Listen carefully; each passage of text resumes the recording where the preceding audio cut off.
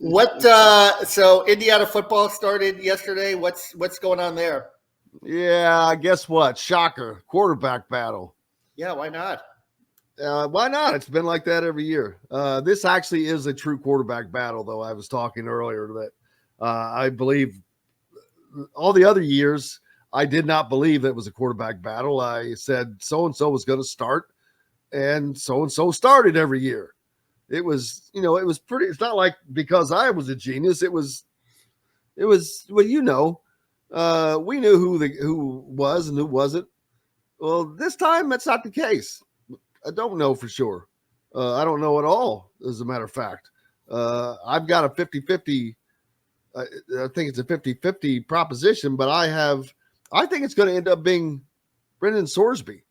The thing is, they're both freshmen. And yeah, everybody keeps saying, well, David Jackson didn't transfer from Tennessee to sit. Well, nobody comes to sit. They all come to play. You got to compete, though. Yeah, you got to exactly, and you've got to be the best. You've got to win that job, and if you can't win that job in Indiana, well, where the hell else are you going to win a job? I know, yeah. So they're like, well, they'll leave. Where are they going to go? If you can't win the job in Indiana, where the hell are you going to win the job? We saw that with Jack Tuttle, right? So many years, like he could never win the job. And Taven, the SEC, that's a different animal. Going to Tennessee and all the pressure and the bright lights down there, and obviously it didn't work out for him. But we'll see. It'll be interesting. Is Taven? Have you talked to him? Is he as engaging as Trace, or what's he like personality wise or leadership? I have not gotten to converse with him yet. Oh, okay. That I'd be curious because, there's always that legacy thing too, and he's connected basketball wise, and look, Trace, by force of his will and his ability, he got Indiana basketball back to a certain level that it hadn't achieved under, Archie Miller, and you got to give him credit for that. So maybe there's also a little moxie to Taven, that he could be kind of that Pied Piper type too, because that's very important in the quarterback. Besides making all the throws, obviously, and but you gotta have a presence in the huddle. You gotta get people to believe in the offense and believe what they're doing. And speaking of Trace Jackson Davis and his will to get Indiana kind of back to where they are now, that's the same will that he's used in the NBA when so many of us, including me, doubted that he could make it. He ended up in a great spot. Of course, I keep saying very, very smart to have as your agent the general manager of the team you want to sign for. That certainly can't help things, but he's got a 4-year deal with 2 years guaranteed, baby. Most of the guys that were picked before him don't have that. Yeah, no, that's great for Trace, and plus he's in a winning organization too, and an organization that knows how to bring along players. So I think it worked out pretty well for him. Probably didn't hear his name called on draft night as high as he wanted to, but certainly went out and proved it on the court for sure. And we'll see how he develops. Again, he's an NBA athlete. I've said that on and on again. And he's even though he's maybe 6'9", with the 40-inch vertical, he plays a lot bigger than 6'9". So I think that that's going to serve him well. But I was thinking back to the Indiana football days, when we were here in the Gator Bowl and the Outback Bowl and during the pandemic, even though it was crazy times, all the fun we had. And what do you think caused this program to turn? Why didn't that window last longer, you think? Nick Sheridan and what was the offensive line's coach? I've already forgotten his name. Tiller? Yeah. Darren Hiller. Darren Hiller. Yeah. Darren Hiller. Darren Hiller. Right. Boom, boom. When Kalen DeBoer left Indiana, I've said this 1,000 times. I've never wavered from this. Indiana was red hot. that position was red hot. Tom Allen could have hired virtually and almost anybody in the country for that position at that moment.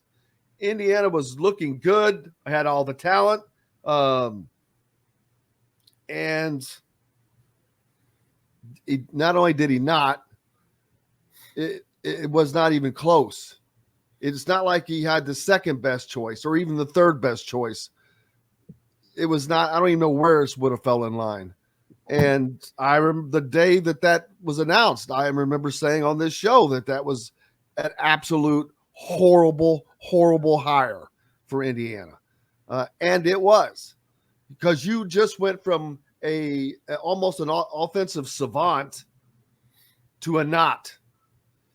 And that was part of it. And then you have no offensive line, zero. They were awful, god awful. So therefore, now you can no longer even run an offense. You can't protect a quarterback. Therefore, you can't keep a quarterback. And so therefore, Michael Penix Jr. followed Kalen DeBoer to Washington because he said, I can't stay healthy here, man.